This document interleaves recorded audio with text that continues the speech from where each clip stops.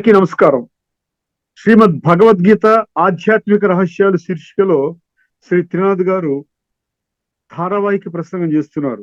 వారి ధారావాహిక ప్రసంగంలో ఈరోజు 176వ ప్రసంగం చేస్తున్నారు. శ్రీ త్రినాథ్ గారికి స్వాగతం. నమస్కారం అండి. శ్రీమద్ భగవద్గీత ఆధ్యాత్మిక రహస్యాలు ఈ కార్యక్రమాన్ని వీక్షిస్తున్నటువంటి గీతా ప్రేమికులు, తత్వాభిలాషులు, సోదర సోదరిమణులందరికీ హార్దిక స్వాగతం, సుస్వాగతం, నమస్కారం. ముందు మాటగా ఒక ముఖ్యమైన విషయాన్ని మీ దృష్టికి తీసుకుని వస్తున్నానండి. మనం మామూలుగా ధార్మిక ఆధ్యాత్మిక జగత్తులో కొన్ని పదాలు వాడుతూ ఉంటాం. అందులో ఒకటి స్వమానము అంటాం, ఇంకొకటి అభిమానము అంటాం. ఈ రెండు ఒకటే నేను భావిస్తున్నాం. సారీ, ఈ రెండు ఒకటి కాదండి. స్వమానము వేరు, అభిమానము వేరు. స్వమానము అంటే ఏంటండి? స్వాభిమానము అంటారు, అంటే ఆత్మ అభిమానము అని అర్థం. సెల్ఫ్ రెస్పెక్ట్ అంటారు ఇంగ్లీష్లో. అంటే స్వయాన్ని ఆత్మగా అర్థము చేసుకొని ఆత్మ యొక్క ఆత్మలో నిక్షిప్తము కాబడినటువంటి దివ్య గుణాలు, శక్తులను అనుభవం చేసుకుంటూ నిరంతరము కూడా ఆత్మని గౌరవించుకుంటూ ఉండడం అన్నమాట. అంటే నన్ను నేను గౌరవించుకునేటువంటి విధానము స్వమానము అంటారు. ఉదాహరణకి భగవంతుణ్ణి మనం ఏమంటున్నాము? సర్వశక్తిమంతుడు అంటున్నాం. మనం భగవంతుణ్ణి ఏమంటున్నాం? తండ్రి అంటున్నాం. త్వమేవ మాతా చ పితా త్వమేవ. భగవంతుడు కూడా ఏమంటున్నాడు? పితా అహమస్య జగత మాత అంటున్నాడు. ఈ విధంగా అనుకున్నప్పుడు మనకేమవుతుందండి? ఆ తండ్రి బిడ్డల యొక్క సంబంధం అనేది అద్భుతమైనటువంటి సంబంధం అన్నమాట. దానిని మనం అనుభూతి చేయటం అనేది స్వమానం కింద వస్తుంది. దీనికి భిన్నంగా, విరుద్ధంగా అభిమానము అంటాం. అభిమానము అంటే ఇక్కడ మీరు అర్థం చేసుకోవాల్సిన విషయం ఏంటంటే దేహాభిమానం. దేహాభిమానము అంటే ఆత్మ యొక్క ఉనికిని అనుభవం చేయనటువంటి స్థితి అన్నమాట. కేవలము 24/7 365 రోజులు నేను దేహము అనేటువంటి ఒక భ్రమ, ఒక భ్రాంతి, అంటే డెల్యూషన్ అంటారు ఇంగ్లీష్లో, దానిలో జీవితాన్ని గడపడం. సారీ, అర్థమైందండి. సో స్వమానానికిను అభిమానానికి తేడా గమనించాలి. ఇక్కడ మరొక విషయము, అభిమానములో ఉన్న వ్యక్తికి నేను అభిమానంలో ఉన్నానని ఎలా తెలుస్తుంది చెప్పండి? లేక స్వమానంలో ఉన్న వ్యక్తికి నేను స్వమానంలో ఉన్నానని ఎలా తెలుస్తుంది? ఒక్కసారి గమనించండి. ఈ యొక్క భగవద్గీతలోని ఆధ్యాత్మిక రహస్యాల్ని పూర్తిగా అర్థం చేసుకుంటే ఈ రెండిటి యొక్క భేదాన్ని చాలా స్పష్టంగా మనకు అర్థమవుతుందన్నమాట. స్వమానము అంటే ఆత్మలో ఉన్నటువంటి దివ్యత్వాన్ని, డివినిటీని, అర్థమైందండి, ఆ యొక్క దైవత్వాన్ని మనం అనుభవం చేస్తూ మన జీవితాన్ని ముందుకు తీసుకుని వెళతామని చెప్పాను కదండి. అక్కడ మనకి ఏదన్నా అవమానకరమైనటువంటి మాటలు కానీ, అనిష్టమైనటువంటి, మనకి ఇష్టము లేనటువంటి విధముగా ప్రవర్తించినా కానీ, అర్థమైందండి, తిట్టినా కానీ, ఏదైనా చేసినా కానీ స్వమానంలో ఉన్న వ్యక్తి చెలించడు. స్థితప్రజ్ఞ స్థితి అంటున్నాం చూసారా, అదనమాట. దీనికి భిన్నంగా అభిమానము అంటే దేహాభిమానములో ఉన్నటువంటి వ్యక్తి, ఆ ఆత్మాభిమానంలో ఉన్న వ్యక్తి ఏమవుతాడండి? అపమానము అంటారు దాన్ని. అపమానం అంటే అవమానం ఫీల్ అవుతాడు. ఎవరైనా తిట్టారనుకోండి, తిరిగి మళ్ళీ 4 తిట్లు తిడతాడు. అలాగా అది మాటల నుండి చేతల వరకు వస్తుంది. తర్వాత పరిణామాలు మనం చెప్పుకోవాల్సిన అవసరం లేదు, తీవ్రంగా ఉంటాయి. ఎంత అద్భుతం చూసారా? స్వమానంలో వ్యక్తి ఎందుకు చెలించడు? ఎందుకంటే ఒక దైవత్వాన్ని అనుభవం చేస్తున్నాడు. ఒక sweet original qualities of the soul అన్నమాట. ఆత్మకు తన మూల స్వరూపంలో ఉన్నటువంటి గుణాలను, శక్తులను అనుభవంలో ఉన్నాడు కదా. మిగతావన్నీ తేలికగా అనిపిస్తాయి. వాళ్ళు ఏదో అన్నారు, వీళ్ళు ఏదో అన్నారు, అదే తేలికగా ఉంటాయి. ఈ చెవితో వింటాడు, ఆ చెవితో విడిచిపెట్టేస్తాడు.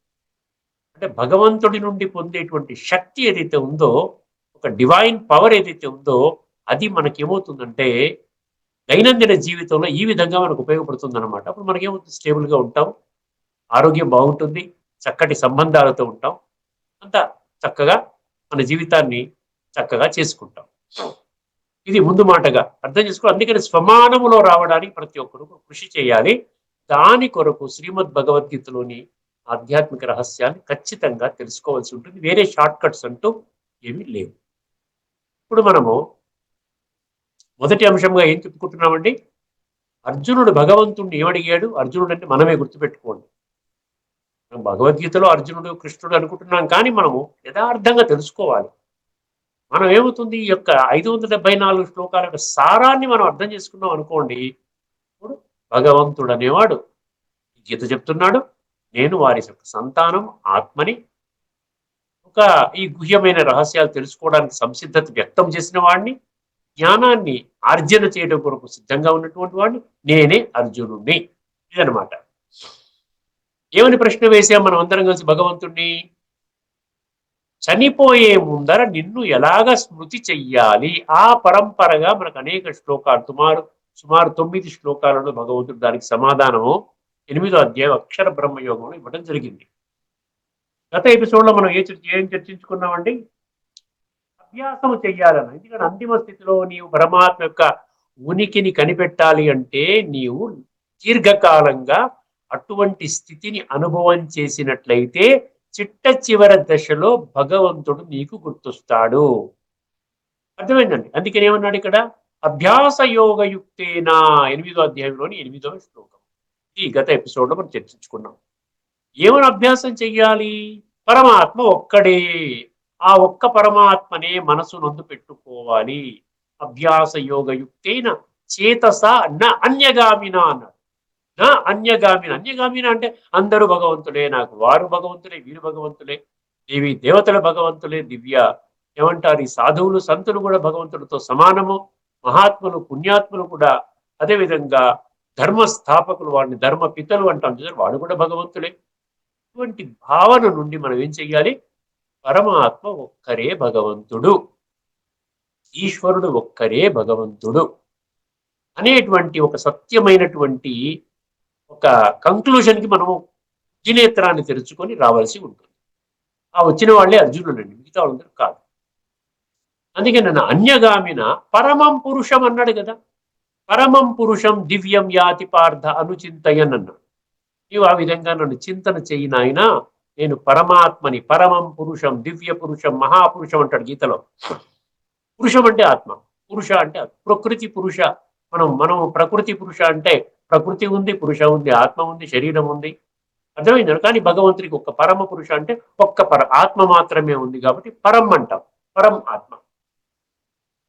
ఇప్పుడు ఇంకొంచెము ఒక స్టెప్ ముందుకు తీసుకొని వెళుతూ భగవంతుడు ఏమంటున్నాడు తెలుసునండి?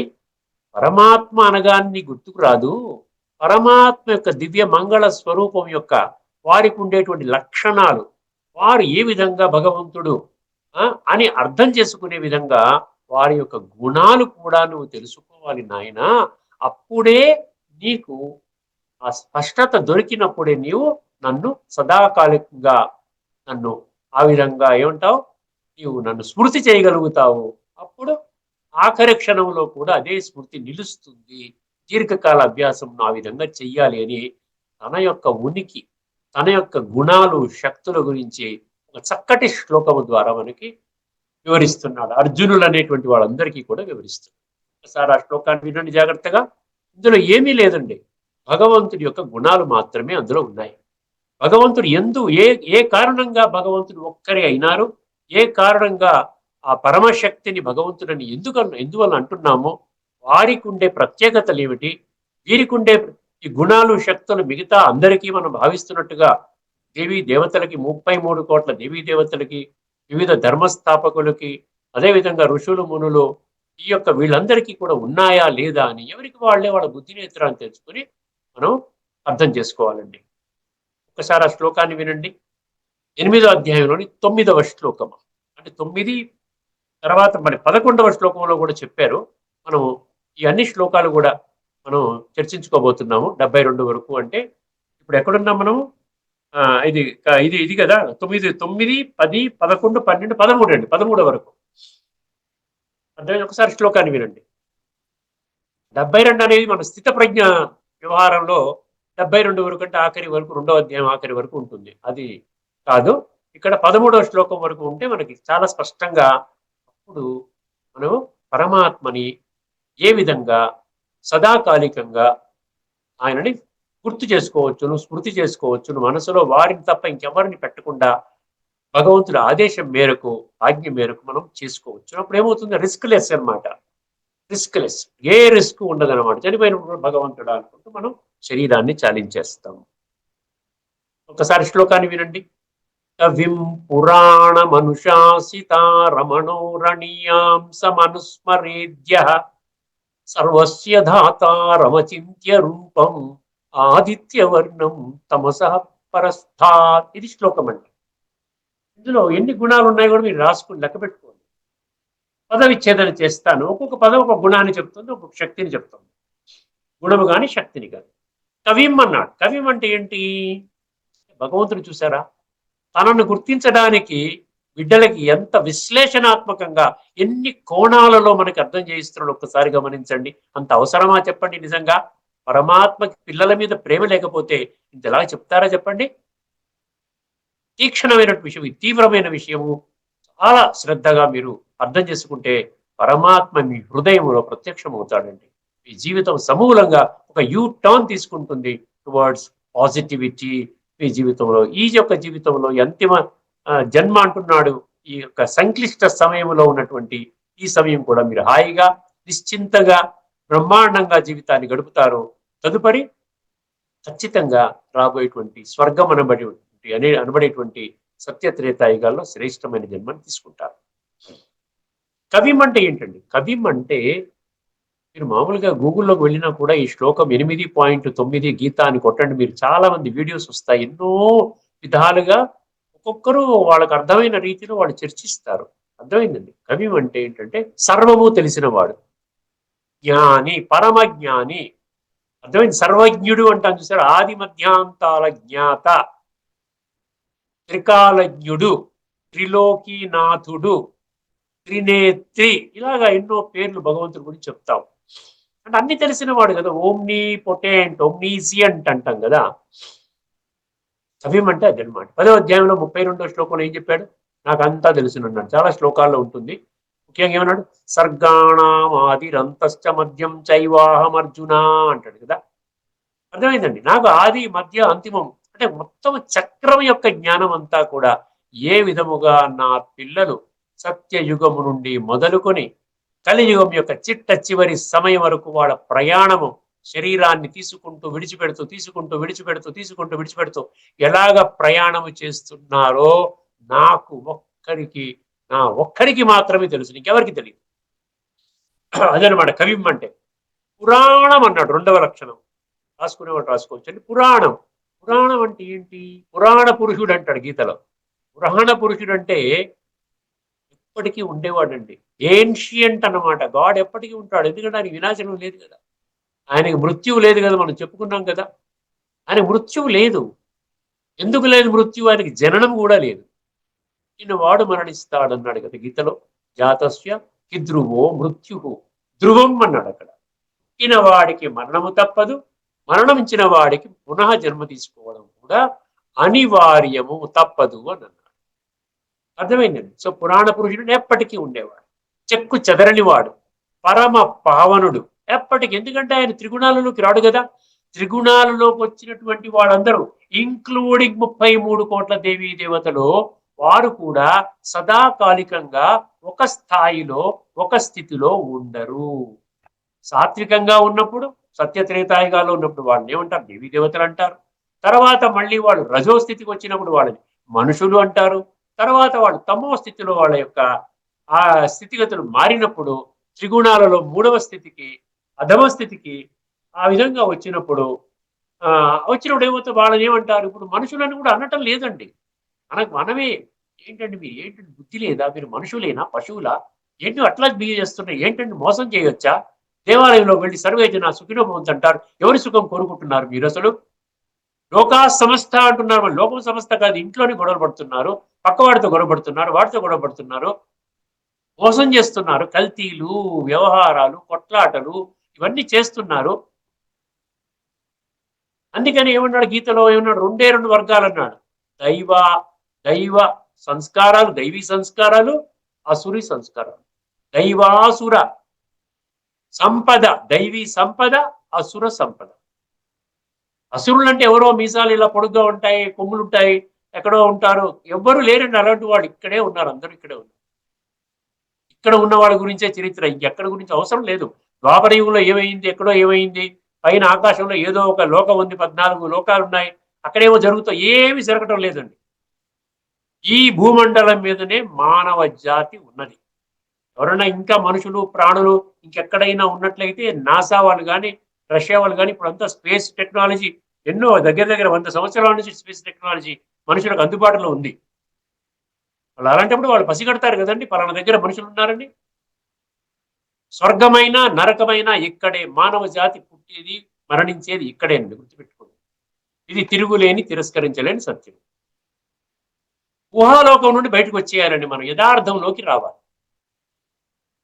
అందుకని ఏమంటున్నాడు, మిగతా వాళ్ళందరూ, అందుకని పురాణం అంటే ఎప్పటికీ ఉంటాను, మిగతా వాళ్ళు ఎప్పటికీ ఎప్పటి ఒక స్థాయిలో ఉండరు. నేను ఎప్పటికీ కూడా సతో రజో తమోలోకి రాను కాబట్టి మీరేమన్నారు, త్రిగుణాతీతుడు అన్నారు నన్ను.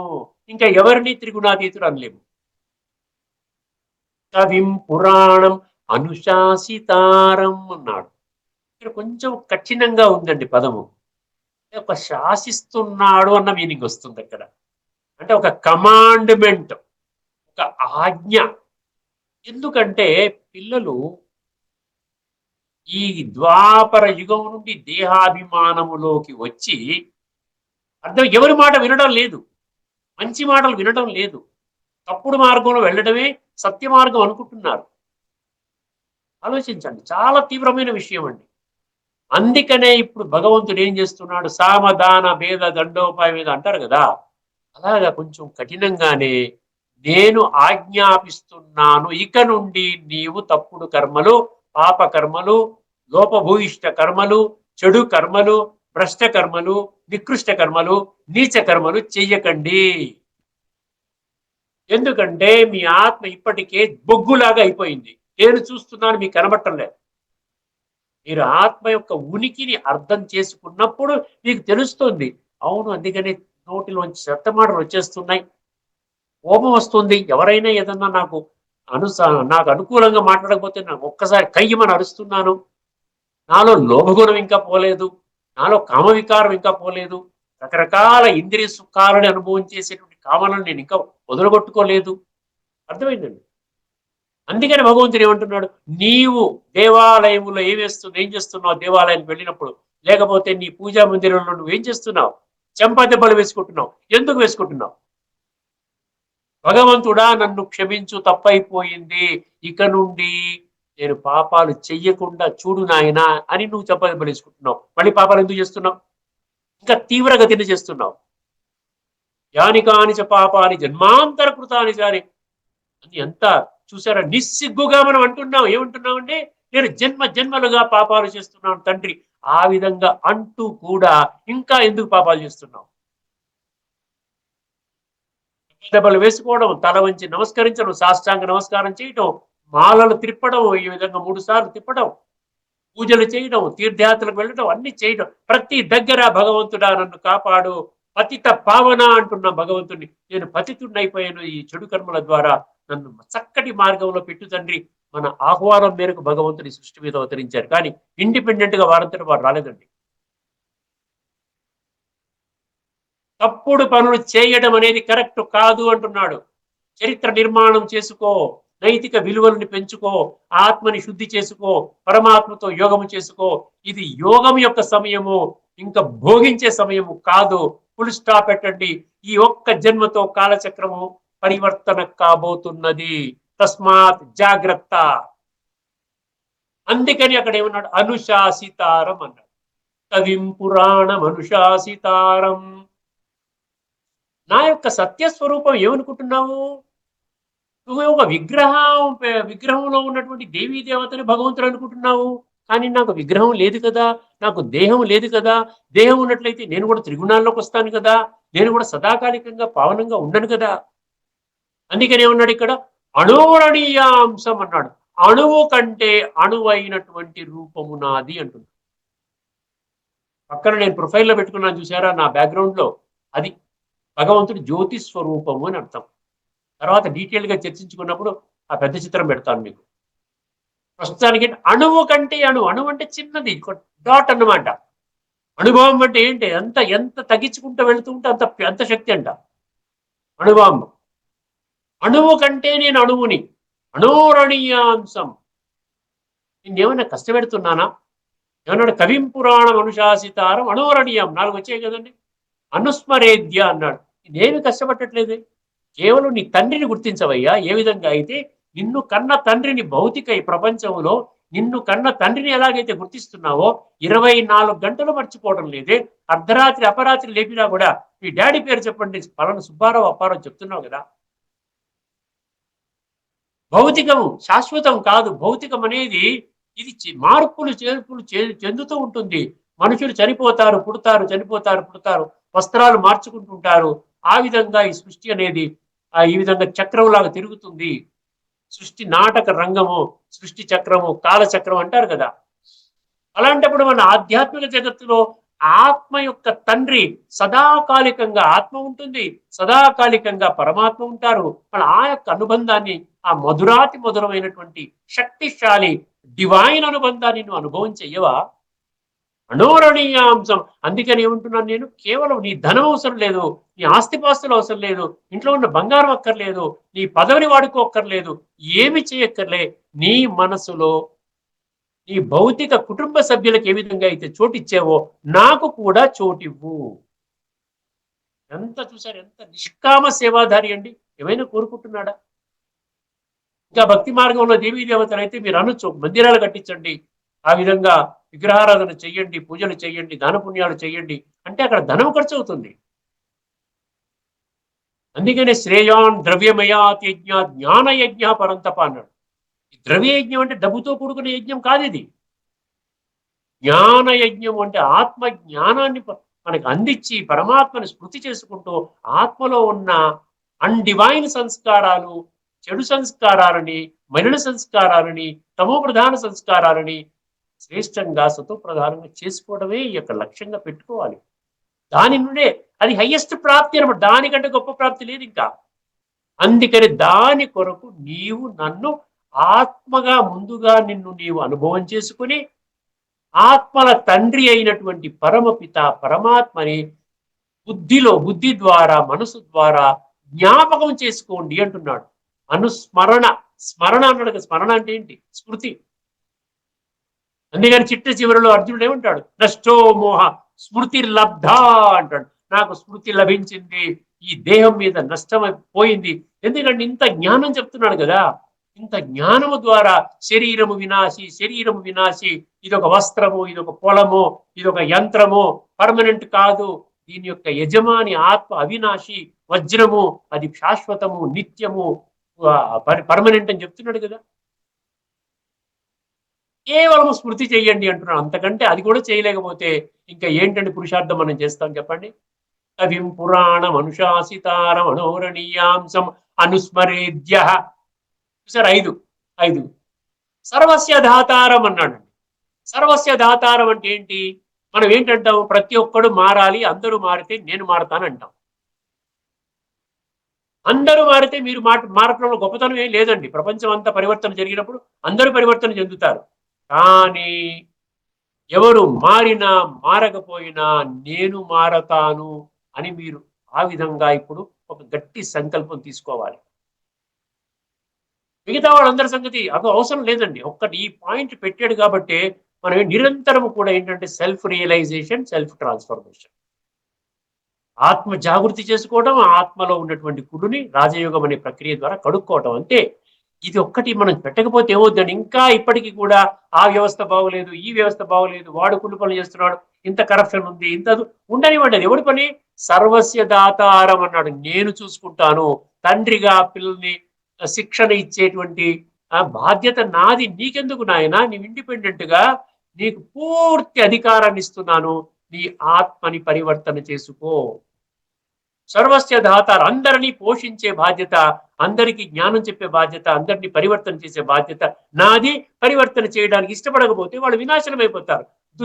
వినాశాయ దుష్కృతం అన్నాడు కదా. పరిత్రాణాయ సాధువునాం అంటే నువ్వు సాధువుగావు, అప్పుడు నా యొక్క రక్షణ వలయములో నీవు ఉంటావు. అర్థమైందండి. కవిం పురాణ మనుషాసితార మనోరణీయాంశ మనుస్మరేద్య. అర్థమైంది. సర్వస్య దాతారం.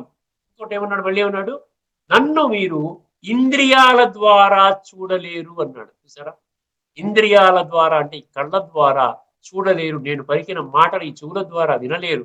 అర్థమైందని, నన్ను ఈ విధంగా అనుభూతి చెయ్యలేరు, నాతో అనుభవం చేయలేదు. అచింత్య రూపం అన్నాడు.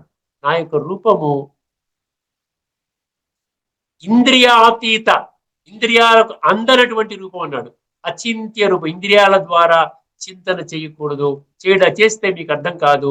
ఈ యొక్క ఆత్మ యొక్క నేత్రం ఎప్పుడైతే మీరు ఆత్మని అనుభవం చేస్తారో దానికోసమే మీరు కృషి చేయండి. పరమాత్మ అనుభవం కోసం మీరు కృషి చేయక్కర్లే. ఫస్ట్ స్టెప్ ఏంటి, పాస్ అవ్వాల్సింది ఏంటి, నేను ఆత్మని, ఆత్మస్వరూపాన్ని, చైతన్య శక్తిని, నాలోనే ఒక డివైనిటీ ఉంది, దివ్య గుణాలు నింపాడు, 26 దివ్య గుణాలు నింపాడు భగవంతుడు. ఆ విధంగా మీరు ఆత్మ అనుభవం చేసుకుంటే ఆటోమేటిక్ గా పరమాత్మ గుణాలు, శక్తులు మీలో ప్రవహిస్తాయి. మనం ఏంటంటే రివర్స్ లో వస్తున్నాం. దేహభ్రాంతిలో ఉండి పరమాత్మ ఎత్తుకుంటున్నాం, దొరకడు. ఎందుకంటే పరమాత్మ ఆత్మస్వరూపుడు.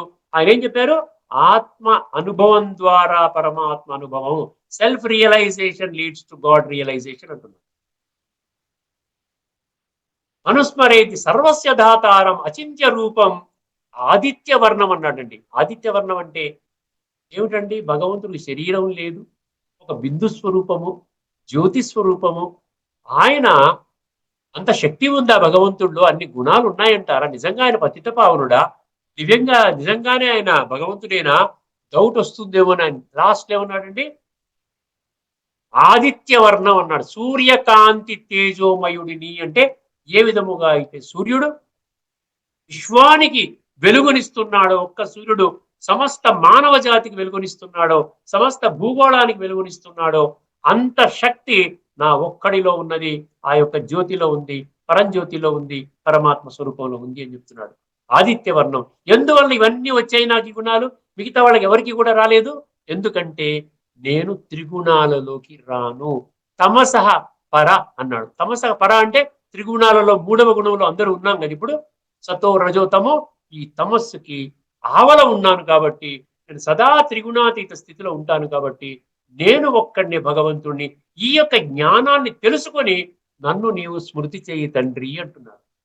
అర్థమైందండి. ఇప్పుడు భగవద్గీతలో ఏం చెప్పాడు చెప్పుకొని ఈ యొక్క ఎపిసోడ్ ని ముగించుకుందామండి. త్రిగుణాతీత మన స్థితప్రజ్ఞ స్థితి గురించి మరొక ఎపిసోడ్ లో, రాబోయే ఎపిసోడ్ లో మనం చర్చించుకోబోతున్నాం. ఎందుకంటే ఈ యొక్క శ్లోకాన్ని, ఇది చాలా అద్భుతమైనటువంటి శ్లోకము, శక్తిశాలి శ్లోకము. ఇది స్పష్టంగా అర్థం కావాలని నేను మొదట అది స్టార్ట్ చేశాను. ఓకే, ఇప్పుడు వినండి. ఈ యొక్క 8వ అధ్యాయంలోని 9వ శ్లోకం ఏమంటున్నాడు, సర్వజ్ఞుడును అంటే సృష్టి యొక్క ఆది మధ్యాంతాల జ్ఞాత, సనాతనుడును ఎప్పటికీ ఉంటాడు. సనాతన అంటే ఏన్షియంట్, పురాణ పురుషుడు అన్నారు కదా. అందరినీ శాసించువాడును, సరే అందరినీ శాసించువాడును, అణువు కంటెను సూక్ష్మమైన వాడును, అందరినీ పోషించువాడును. మనం భయపడక్కర్లేదండి. భగవంతుడు పుట్టించినవాడు గిట్టక మానడు, అది కాదు. పుట్టించిన వాడు ఖచ్చితంగా పోషిస్తాడని ఒక సూక్తి ఉంది కదా. భగవంతుడే పుట్టించాడు కాబట్టి పోషణ చేయవలసిన బాధ్యత కూడా ఆయనదేనని. అందరినీ పోషించువాడును, అచింత్య రూపుడును, సూర్యుని వలె నిత్య చేతన ప్రకాశ రూపుడును, అజ్ఞాన అంధకారమును పారద్రోలు వాడును అయిన సచ్చిదానంద ఘన పరమేశ్వరుని స్మరించండి అంటున్నాడు. అర్థమైందండి. ఆ విధంగా అప్పుడేమన్నాడు, ఇప్పుడు ఈ 8 అన్వయించుకోండి. అభ్యాస యోగయుక్తైన చేతస న అన్యగామిన. ఈ విధంగా భగవంతునైనటువంటి నన్ను మాత్రమే హృదయంలో, మీ మనస్సులో పెట్టుకొని ఆ విధంగా నన్ను స్మృతి చెయ్యండి. సంస్కార పరివర్తన జరుగుతుంది, మీ జీవితం ఉద్ధరింపబడుతుంది. ఇక్కడితో ఈ చర్చను ముగిద్దామండి. తదుపరి ఎపిసోడ్ లో మనము చక్కగా భగవంతుని యొక్క స్థితప్రజ్ఞ స్థితి గురించి, మరియు అదే విధంగా పరమాత్మని ఏ విధంగా అంతిమ సమయంలో స్మృతి చేయాలి అనేటువంటి ఇంకా మిగిలిన 2-3 శ్లోకాలు ఏవైతే ఉన్నాయో దానిని కూడా విశ్లేషణాత్మకంగా చర్చించుకుందామండి. అంతవరకు సెలవు. లోకా సమస్త సుఖినో భవంతు. ఓం శాంతి. శ్రీమద్ భగవద్గీత ఆధ్యాత్మిక రహస్యాలు శీర్షికలో శ్రీ త్రినాథ్ గారు స్థితప్రజ్ఞత్వం గురించి, దాని తాత్విక రహస్యాలను గురించి తార్కిక విధానంలో చర్చించారు. వారికి ధన్యవాదాలు. నమస్కారం.